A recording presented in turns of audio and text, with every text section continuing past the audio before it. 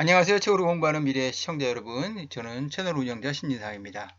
오늘 여러분들에게 소개해 드릴 책은 월터 아이작슨의 코드 브레이커라는 책에 대한 리뷰입니다. 제니퍼 다우드너라는 아시는 분들도 많으실 거예요. 2020년도 노벨 화학상을 받은 세계 최고의 생명공학자죠. 그자에 대한 전기인데 지금 64년생이니까 아직 뭐 현직에서 활동하고 있고요.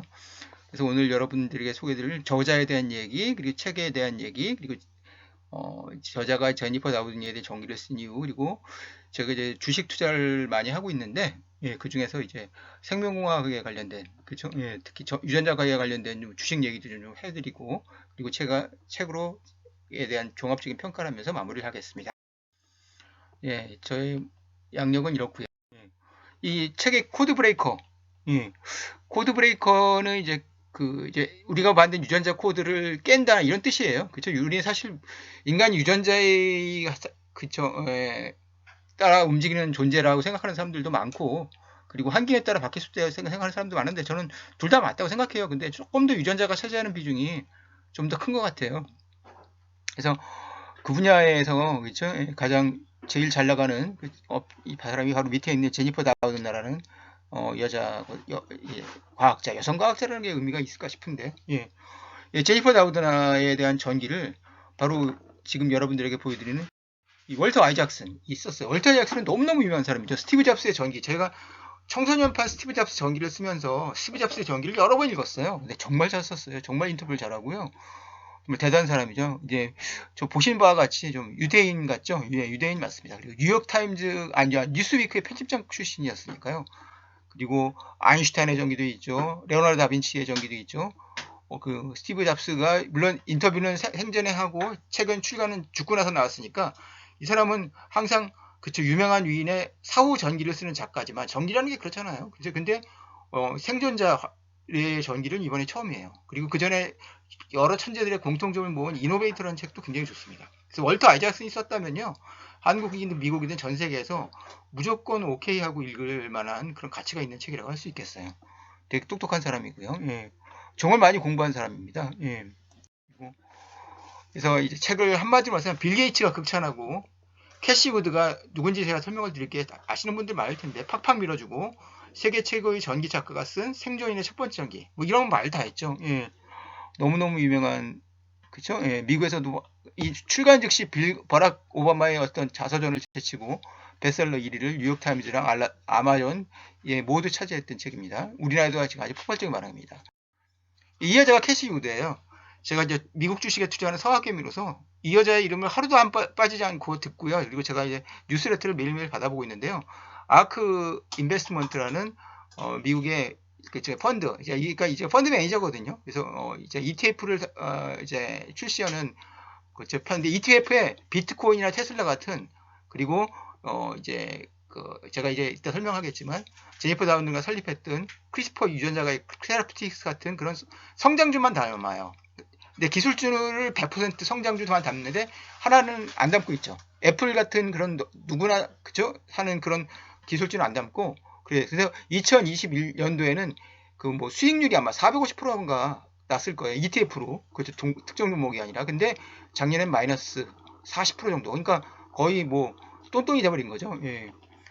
부침이 극심했는 그래서 요즘에는 아주 지지자와 어떤 반대자로 격렬하게 나뉘어서 이제 캐시우드가 한물 갔다는 사람도 있고 그런데 캐시우드가 실은 2020년도 테슬라로 큰 돈을 벌면서 제2의 테슬라로 될 것으로 찍은 게 제니퍼 다우드나 교수가 있는 그 크리스퍼 유전자가 테라피틱스였어요. 그래서 캐시우드를 빼놓을 수가 없고요. 요 캐시우드가 바로 이게 왼쪽에 있는 여자가 엠마뉴엘 샤르탕티에라고 프랑스의 생명과학자예요. 유럽을 대표하는 생명과학자죠. 굉장히 자유분방하고 그 이제 월터 아이작슨에 따르면은 뭐 영혼의 자유를 추구하는 어떤 예술가 기질이 농후한 사람이라고 표현하는데 제니퍼 다우드나는 오른쪽 두 사람이 절친이고요. 영혼의 단짝이에요. 2012년도에 노벨 화학 그러니까 크리스퍼 가이를 공동으로 개발했고 그렇죠. 그리고 그거에 대한 특허를 공동으로 갖고 있어요. 운명 공동체죠, 두 사람은. 예.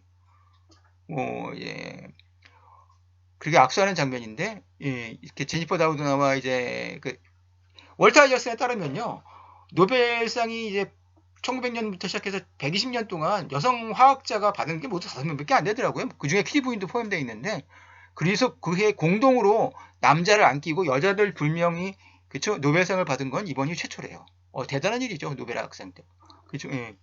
그리고 아마 제니퍼 다우너는 노벨 화학상이 아니라 노벨상 같은 상은 2번 받을 수는 없는데, 화학자가 물리학자가 화학상을 받을 수는 있죠. 만약 업적이 그렇게 가능하기 쉽지는 않지만, 제니퍼 다우너는 차게는 노벨 승리의학상을 받을 수 있는 가능성이 굉장히 높은 화학자입니다. 그래서 그녀의 일대기는 진짜 일독할 만한, 그 이과에서 생명공학이나 의학을 전공할 사람들한테는 꼭 읽힐 만한 책이라는 생각이. 원래 제니퍼 다우너가 몇 년 전에 자서전을 썼어요. 크리스퍼 가이가 온다가. 그 책도 약간 많이 읽혔거든요. 예, 적절히 강추할 책입니다. 그래서 이제 이 책은 이제 그 제니퍼 다우드나라는 여자가 어떻게 과학자의 꿈을 갖고, 그리고 하와이에서 이제 어렸을 때는 워싱턴에 태어났는데 건너서 6살 땐가 예, 하와이에 건너가서, 왜냐 아버지 직장이 하와이에 있는 대학교였기 때문에 교수여야 아버지도 이제 하와이 생활을 하면서, 그리고 나서 이제 버클리대로 이제 가서, 그리고 나서 이제 자신의 꿈을 이루기 위해서 에마뉴엘 샤르탕테 같은 협력자를 만나는 이런 과정 속에 전기에 담겨져 있는데요. 그리고 나서 수많은 사람들이 인터뷰도 같이 포함되어 있고요. 이런 결론을 내립니다. 월터 아이작스는 나 같은 세대 사람들은 개인용 컴퓨터와 함께 열광했고, 그래서 아이들에게 코딩을 가르쳤다. 지금 그렇죠, 우리가. 이제 우리는 아이들에게 생명의 코드를 이해시켜야 할 것이다. 아주 중요한 얘기인 것 같아요. 컴퓨터, 자율차, 주행차, 전기차는 현재고요. 미래는 생명공학. 저도 그런 생각을 하거든요. 부자와 저는 영화 그때 있지 않습니까? 인타임인가 정말 부자는 시간을 많이 갖고 평생을 살 수 있고, 그죠? 빈자들은 시간에 쫓기다 살고, 그냥 그런 시간이 곧 빈부의 격차가 되고, 그쵸? 예, 부자는 좀 더 오래 살게 되고, 돈이 있으면 사람들의 관심은 생명을 연장하고 건강하게 오래 사는 거에 관심이 있게 되거든요. 그러니까 이 유전자가 이 기술에 열광할 수밖에 없죠. 예. 그리고 자식을 낳을 때도 그 유전자 가위를 통해서 이미 중국에서 유전자 가위가 만들어져 있는데, 유전자 아이가, 크리스퍼 아기가, 그렇죠? 예, 좀 유전적으로 우수한 아이가 나올 수 있다. 그러니까 쉽게 말하면 A라는 사람과 B라는 사람이 만났을 때 그 부모로부터 없는 게 자식에게 유전될 수는 없어요. 근데 있는 것 중에서, 예를 들어서 나는 수학을 잘하고 영어를 못하는데 와이프는 영어를 잘하고 수학을 못한다고 합니다. 그럼 둘이 결혼해서 아이가 나오면 다행이면 좋겠죠. 영어도 잘하고 수학을 잘할 수 있는 확률도 있잖아요. 근데 아버지를 닮아서 영어를 못하고 엄마를 닮아서 수학을 못할 수도 있어요. 그러니까 그런 확률을 피하라는 거죠. 예. 그런 게 이제 유전자 가위로 나온 유전자인데, 이게 좋은 건지 모르겠어요. 예. 그럴 수 있는 우생하게 악용될 여지도 있고요. 제가 이제 제니퍼 다운이나 전기에서도 나와 있고, 그리고 자수전에도 나와 있고, 전기에서 나왔는데, 왜냐면 자기가 생명과학을 하면서 윤리에도 굉장히 쫓겨요. 그 제니퍼 다운은. 그래서 꿈에 히틀러가 나타나가지고 자기랑 좀 제휴를 하자는 식으로 히틀러가 제의를 했다는, 그래서 그런, 그쵸, 섬뜩한 꿈을 꿨다고. 그래서 자기가 이제 우생학의 어떤 그거 시초로 그쵸 인정받을까봐 굉장히 겁을 내고 있는 사람이에요. 근데 정말 미래는 이쪽으로 갈 수밖에 없다는 생각이고요. 유전자 파만기는 이미 탄생, 인간은 결국 가타카를 거쳐 멋진 신세계로 가는가, 이렇게 제가 제목을 달았어요. 가타카는 유전자 아기를 통해서, 그쵸? 신이 선택한 아이가 아니라 부모가 선택한 아이가 동생으로 나오고요. 신이 선택한, 즉 유전자를 그냥 그쵸 랜덤하게 이어받은 그쵸 아들이 나오는데, 둘은 싸우면 모든 게 안 되잖아요. 근데 마지막에 그쵸 그 형제가 굉장히 인상적이잖아요. 그쵸? 수영등을 했는데 결국 형이 이겨요. 그게 뭐냐면, 형은 이제 마지막으로 생각하고 내가 오를 그쵸 건너서 돌아올 힘까지 비축하지 않고 다 쏟아부을 수 있기 때문에. 그래서 어떻게 보면 그 영화는 유전자보다는 결국 환경이 더 중요하고 교육이 더 중요하고 의지가 더 중요하다는 얘기를 하고 싶은 건데, 실제로는 그렇지 않죠. 사실 저는 공부를 잘하는 것도 후천적 노력 탓도 있고, 후천적 사교육의 힘도 크겠지만 기본적으로 공부 유전자를 타고나야 한다고 생각하거든요. 그래서 멋진 신세계로 갈 것 같아요. 그러니까 뭐냐면 엡실론 델타 등 그쵸 이제 사회적으로 그쵸 어떤 수준 그 능력 있는 아기들이 탄생이 돼서 그렇게 그런 체제로 가는 신세계가 멋진 신세계가 될지 모르겠지만, 그것을 여는 게 유전자 편집과 크리스퍼 가의 유전자를 잘라고 편집해서 그렇죠 좋은 유전자만 물려줄 수 있는 그런 세상이 도래하지 생각이 되죠. 근데 이런 제가 이제 또 이제 책에 관련된 얘기를 좀 그만하고 이제 투자 얘기를 좀 해볼게요. 이렇게 인류의 미래를 책임질 생명공학 기술의 핵심 주가는 왜 이리 떨어지는가? 지금 이게 작년도 한 1년 동안 연봉이랍니다. 이제 1년 동안 움직이는 크리스퍼 테라피틱스의 주가를 보여드린 거예요. 주가가 한때 150 달러, 제일 봤을 때 2020년 즉 11월 그죠, 노벨상을 받을 때 220달러까지 갔습니다. 지금 67달러 89센트. 오늘 이제 이제 3월, 오늘이 이제 3월 21일인데 3분의 1 토막이 났죠. 예, 제가 이제 표현하면 이제 마치 이제 지리산 하산하듯이 그냥 도사가 스물스물 이렇게 기어 내려오다가 이렇게까지 3분의 1 토막이 났어요. 근데 우리 제니퍼 다우드나 이 누님이 한 곳에 집중하시는 스타일이 아니잖아요. 저는 이 회사를 어떤 생명공학의 테슬라로 키우길 원했는데 최근에 또 약간 엠마뉴엘 사르탄티에랑 좀 여전히 주식을 갖고 있는데 결별해서 인텔리아라는 업체를 차렸거든요. 그러니까 분산이 되는 느낌이 있죠. 그래서 인텔리아는 주가가 또 어떤가 봤더니 역시 여기도 220달러까지 갔다가 70달러로 또 3분의 1 토막이 났어요. 우리나라에도 툴젠이라는 업체가 있어요.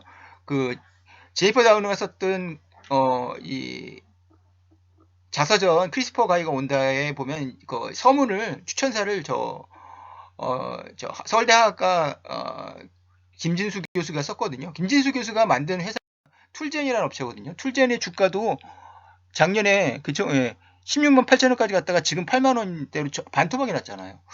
왜 이런지 모르겠어요. 예. 너무 그쵸? 예, 분명히 미래는 생명공학이 그쵸? 예, 그리고 그 중에서 핵심은 유전자가이라는 걸 누구나 다 생각하는데 전반적으로 작년 11월부터 주가가 안 좋았던 원인도 있지만 그거에 비해서 상대적으로 더 많이 떨어졌다는 거죠. 그래서 좀 그리고 미국에서 이 책이 그렇게 히트를 치고 한국에서도 히트를 쳤는데 크리스퍼 테라피틱스를 비롯해서 유전자가의 주가는 꿈쩍도 안 하는 게 점점 신기해요.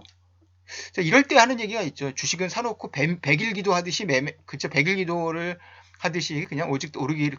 저는 그렇게 하기 위해는 좀 합리적이고, 저는 어떤 기술적 분석과 기본적 것을 모두 활용하는 어떤 좀 합리적인 투자자로서 100일 기도 매매를 하고 싶진 않은데, 여하튼간 상황이 좀 그렇게 됐습니다. 좀 앞으로 시원하게 이 책이 이제 베스트셀러가 됐으니까 크리스퍼 테라피틱스도 그쵸? 예, 장대양봉으로 정배열을 이루면서 그냥 쭉쭉 위로 뿜어댔으면 하는 바람과 함께 좀